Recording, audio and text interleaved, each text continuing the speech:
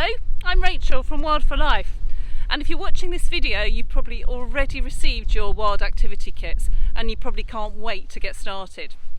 At Wild for Life we are passionate about trying to encourage children, adults and families to spend more time outside and engaging with nature and discovering the outdoor world.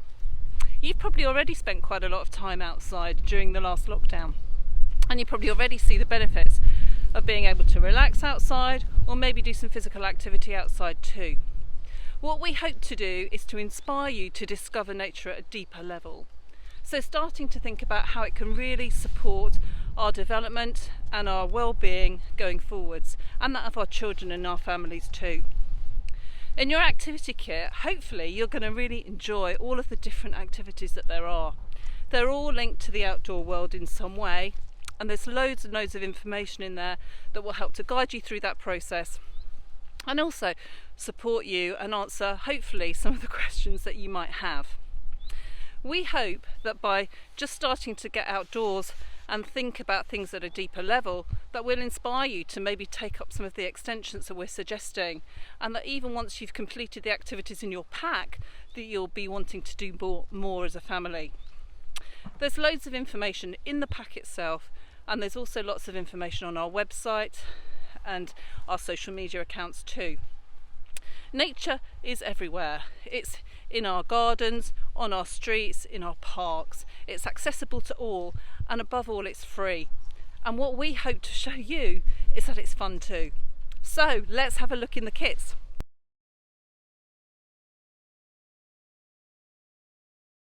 Are you ready to be transported into a wild and magical kingdom where nature can help you learn how to be brave, go on adventures, and learn lots of great things about yourself, which will help you to be confident children and go about life and achieve everything that you've ever wanted to achieve? Well, this box in front of me will help you do that. This is the big kit of confidence, and it's full of exciting, magical things for you to do on your own and with adults. So I'm going to open it up and show you the contents. Inside here we have 4 activities that will take you on adventures into a wild, mystical land. You are a wizard and you've got a number of challenges that you've got to fulfill to help you to develop your confidence and have the power to believe in yourself. Now in this box you'll see you've got a little pack of notes, and these are your instructions. This is like your spell book. It tells you how to achieve the challenges that are set for you. It also gives the adult that you're working with some notes so they can help you along the way. So you need to look after this. It's very, very important. And then as we delve deeper into the box, you can see there's lots of amazing things for you to look at. Now, the first challenge is called the whittling wand. And this is where you develop your wand that's going to help you to become an amazing wizard and help you to cast spells that are going to give you powers to achieve great things in your life. So you're going to have to go out and go and find a stick. You've got a vegetable peeler to help you do some whittling, and more about that is inside this pack here. And you've got various things that will help you decorate your wand and make it look special and magical. You've got feathers, you've got paint sticks, you've got gems, you've got string, and you can also go out and find lots of flowers or feathers or leaves and things that you can attach to your wand from outside when you go on your adventures. So that's your first activity. The second activity is called the Dragon's Chest. Now this is where you have to be very brave and you have to learn to be a leader. You've got to find some treasure that's gone missing. Someone has stolen a dragon's chest full of treasure. It's his most precious things and full of all the memories that he's collected throughout his quests. And to do that, you need to go on a scavenger hunt and collect up a number of items that are on the list. And this is contained within your pack. You then need to come back, and then you need to turn those items into treasure. So again, you can use your paint sticks, and you can use any of the items again in your pack or things that you collect. You may have things at home that you want to use as well to help decorate your treasure. And then following that, you need to decorate your treasure chest, which is actually your box. Now, to help you on your adventure, we've also included a bag. So when you go out into woods or your garden or parkland or wherever you've got nearby that's a green space, you can take this with you and you can pop your items into the bag, and this is your special bag to keep forever. Every wizard needs a collecting bag. So I'm going to pop that there. And again, you can use your paints to decorate it, personalise it. It's your bag, so you can do whatever you like with it. The third activity is called the Cauldron of Confidence. Now, this is where you get to make some potions, which is really fun. Okay, so the ingredients we've got here, we've got a bottle of vinegar and we've got some bicarbonate soda. Now, these things help to make your potion explosive and bubbly. We've also got some food colouring to add a little bit of colour. And then you'll have to go and find some sort of vessel to turn into a cauldron. Now, this could be some sort of recycled bottle. We've used a bit of the string in your pack to give it a handle. Or you could use a glass or a jam jar. There's loads, a yogurt pot, anything you find around the house, and you'll need 2 of those to do this challenge. But it's lots of fun, and we recommend you going outside or maybe in your bathroom to do this challenge because it can be a little bit messy. Okay, and then the final challenge is Kingdom Bread. Now, this is about creating a creature from your kingdom out of bread. Now, we've got a lovely bread mix here that will help you start it off. We've got some seeds for decoration, and then you'll need to take some oil from your cupboard to add to the mixture and some warm water, and mix it all up, follow the instructions, and then form your magical creature, which will help to protect you when you're out on your adventures in your kingdom. So we hope you enjoy exploring your box and have lots of fun, and we can't wait to see what you get up to. Hi, I'm going to run through a few natural resources that you can collect when you're out on walks, which will be really useful and great for any of the activities in the boxes or any other activities that you're doing, whether it be crafts or fun imaginative play. So first of all, I'm going to show you a few flowers and weeds that you can collect up and use in different ways that are easy to identify and very common in gardens and parks, woodlands, anywhere green really. So these, I'm sure everyone knows what these are. These are daisies. Now we've got white ones and we've got pink ones here, and they're starting to come out now as we're moving into spring. They're beautiful, they've got delicate petals and bright yellow centres, and you can use these in lots of different ways. They're great in potions, they're great to decorate things. If you can peel off the petals and you can sprinkle them into things. They're fantastic. You can also make necklaces with them. I'm sure adults helping you in the activities can show you how to make daisy chains. Also, daisies are fantastic because they are happy flowers, and you could use them perhaps in a potion to represent friendship or kindness or something like that. We've also got daffodils, which again are a beautiful sunny flower that comes out in spring. Plenty of those about, and you can pick a few of those and again use them as decorations or again in potions. We've also got some purple nettles here. These are beautiful, and there's so many about this year along verges and in gardens that are cropping up in between the grass. And you can see they've got really, really delicate little flowers inside them which just pop out, and they have a very sweet taste and smell. If you suck or smell the end, just do it very carefully, you know what you're doing, but they taste of honey. So that's a fun thing to do if you're with an adult. And again, you can use these in potions.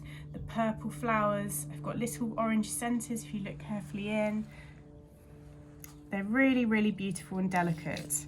I've got dandelions here which open up into beautiful bright yellow flowers. We've got some of their leaves as well.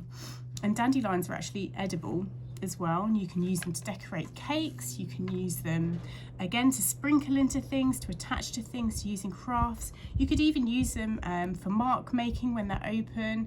You'd get really lovely print if you dip them in paint and decorate bags or boxes.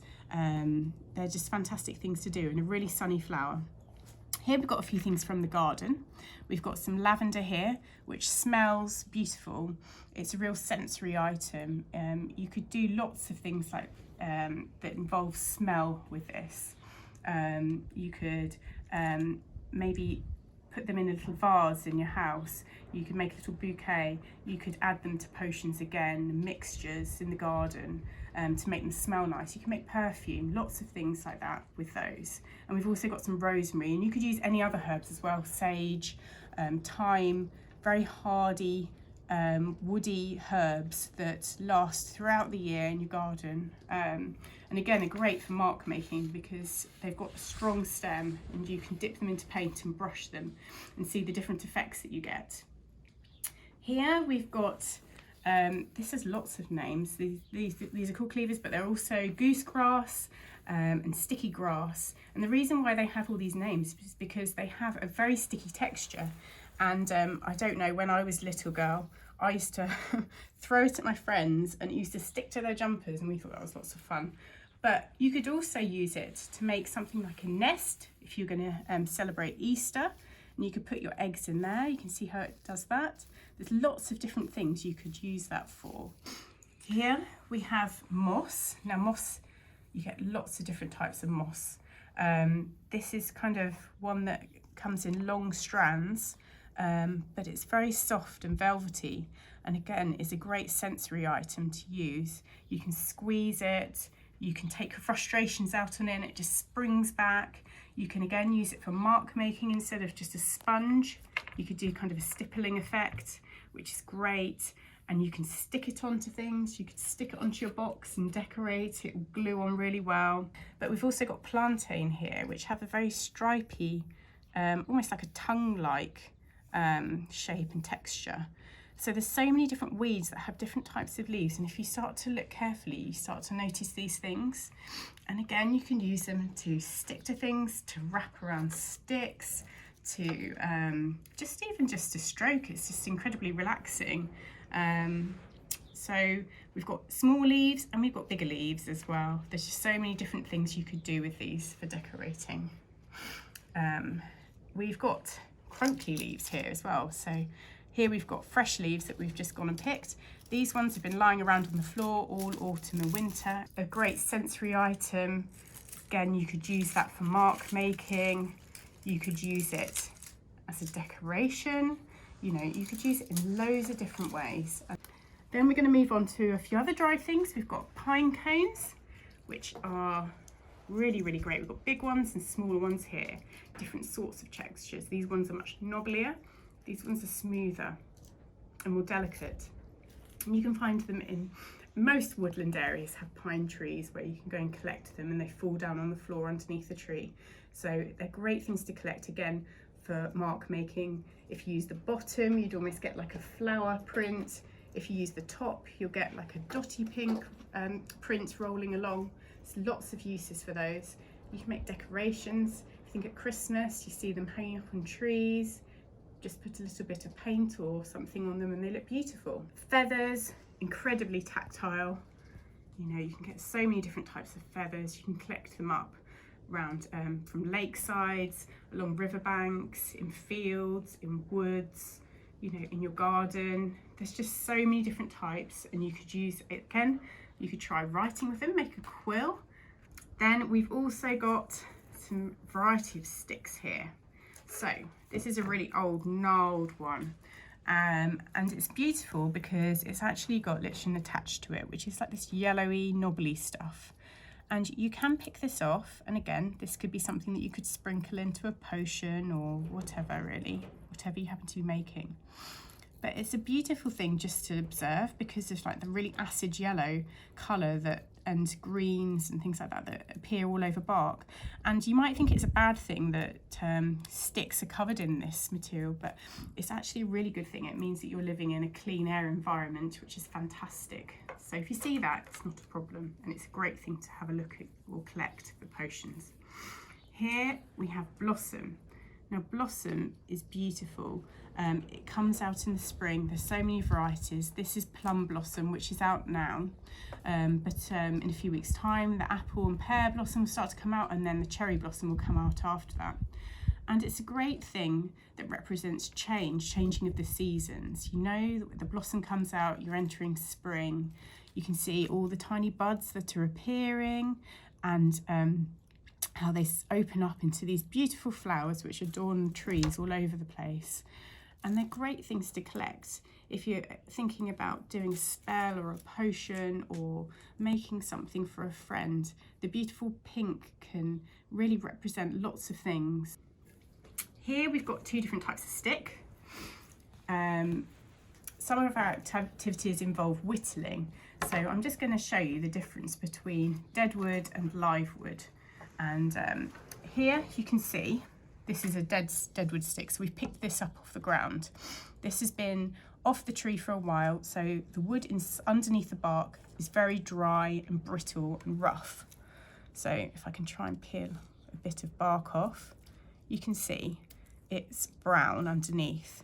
Now, dead wood is harder to whittle with a vegetable peeler, but it's not impossible. It just takes a little bit more effort. So if you're doing any of our activities that involve whittling, then you give it a go, but it is much easier if you manage to get a bit of live wood. Now, this has been taken off an elder tree, and elder is a fantastic wood because you can actually hollow it out. It has like a cork-like substance inside the middle, and if you get a larger stick, you can actually hollow it out all the way through. But it's also a really easy type of wood to whittle. Now, you take off all the green stems if it has any leaves on it.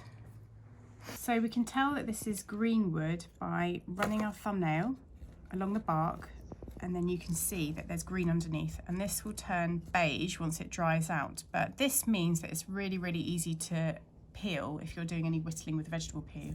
It will make it easy to peel in strips, like you're peeling a carrot or a potato or something like that, and you can clean up the wood and get rid of the bark really easily. Incidentally, if you manage to find some hazel or willow, then it makes fantastic marshmallow sticks if you happen to have a little fire or barbecue on the go in the summer. So hopefully that's given you a few ideas of things that you can collect when you're out and about, things that you can incorporate into all of your Wild for Life activities in the boxes, and I hope you enjoy finding them. So we hope you've had lots of fun going on wild adventures, and this kit has inspired you to make lots of positive changes in your lives and explore nature and discover all the things that are around you in your gardens and parks and woodland. If you want to find out more about what we do, then visit our website wildforlife.co.uk, or if you want some more ideas of how you can get outside and have fun, then go and follow us on Instagram or on Facebook, where we regularly post lots of wild ideas. We'd also love to hear from you and find out how you got on with all the activities, what you found interesting, what you found fun, what really benefited you. And there's a feedback form inside your kit which you can fill out, and then we can stay in touch and send you more ideas in the future.